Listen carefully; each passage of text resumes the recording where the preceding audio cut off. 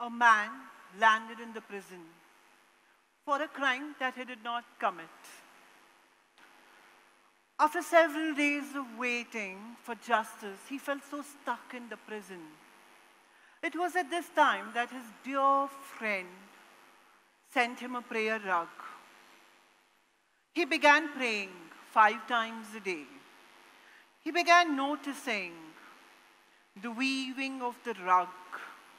As he was bowing and sitting still, bowing and sitting still, he noticed the odd patterns on the rug, just at the Qibla, where the head touches the rug. And it was at this time that he noticed the pattern of the lock of the prison that he was confined in. As he saw closer, he saw that there was a pattern which would help him to unlock, and that was his way to freedom. My dear friends, how many times do you sit to re-examine your life and find those patterns? How many times do you feel stuck in the past? Let me share with you my personal story. It was when I was 19 and I was going through my identity crisis when I landed for a Vipassana course, a 10-day meditation camp. It was my hardest and it was my first. It was too difficult for me to sit in silence. My mind wandered and wandered back to times when I felt I wasn't worthy enough, I wasn't good enough. And these thoughts kept surfacing.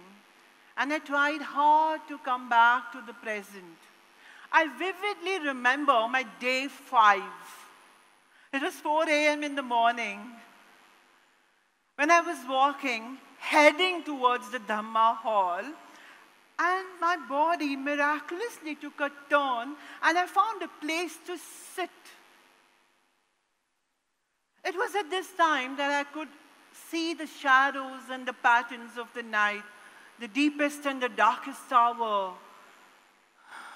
I took a deep breath, and right in front of me, I saw the first ray of light.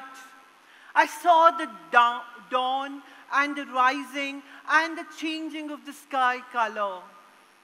In moments, it dawned upon me that I had it all inside me as well. The dust, the shadow, the bones, the flesh, and the meat. Yes, in wholeness, I'm all of that. It was a great moment of acceptance, my dear friends. Great moment of acceptance. They say somewhere in the middle of your story, you're able to have this viewpoint and you're able to see the expansiveness of the future. And this expansiveness of the future helps you to redirect your past. And you see the past becomes filtered, it becomes slightly smaller, but it's all propelled by the present. You know, in our lives, many a times we do stumble upon our destiny periods. Destiny points, I call them. And this was one of my destiny points, where I knew that I had to move on and I had to move ahead. And I had a picture clear at that point of time. I had a dream. It felt like I spoke to myself.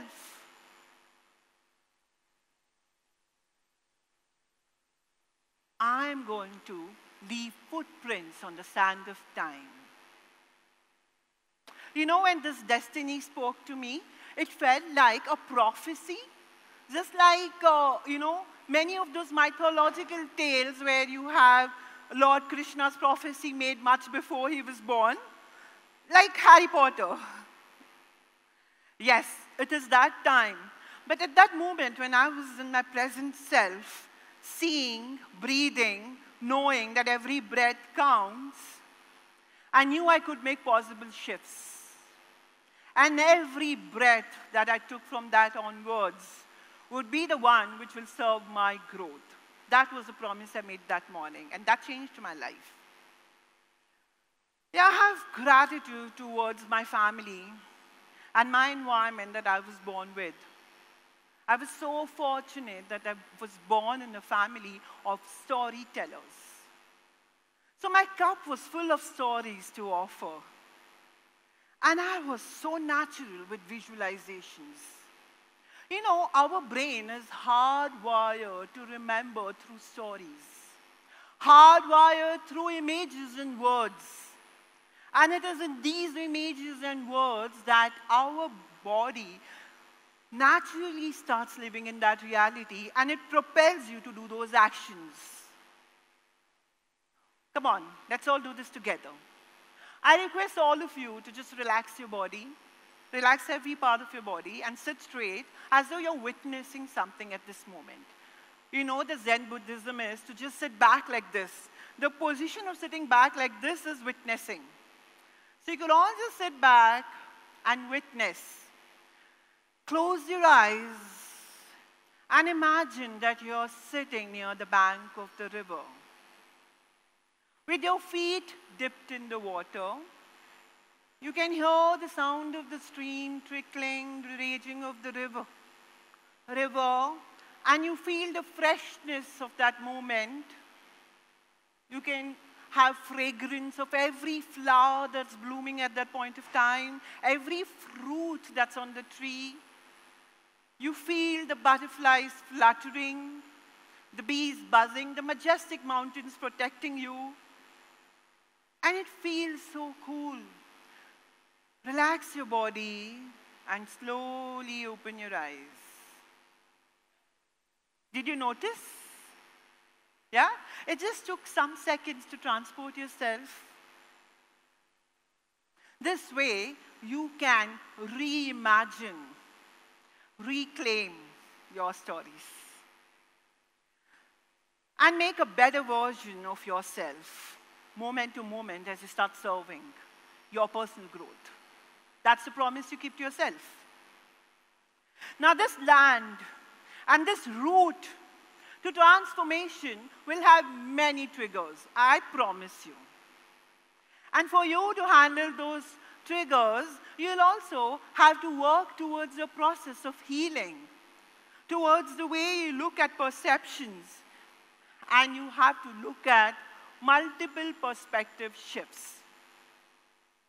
Once again, let me give you a visual guide. Now, right inside you, imagine that there is a room which is very well kept. There are little notes stuck on the wall. There's a little window that opens towards the flowers blossoming. And this is your special room. You keep attending to it all the time, and you find your peace right here. And inside this room, you have 2 chairs. You can see them here. And you have a coffee table there as well. And you can invite people into your sacred space only by appointment. Now let's imagine the person you want to invite at this point of time is your mother. And imagine that you're around 35 years of age, and your mom is sitting next to you here. And as you both are sipping your coffee, sip by sip, you begin to open your heart.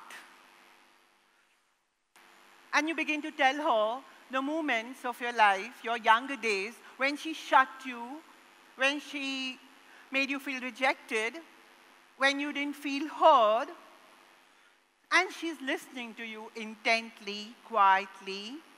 And after you finish all that you had to speak, she too smiles. She takes a pause.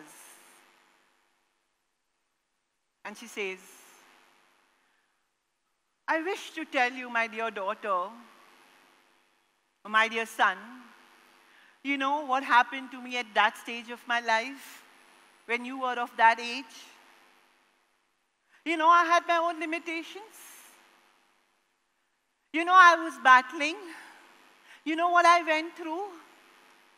And as you listen to that story, to her side of the story,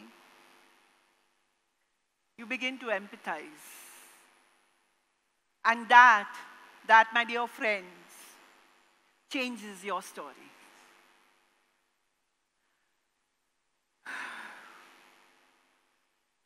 Come here for a moment, be with me once again.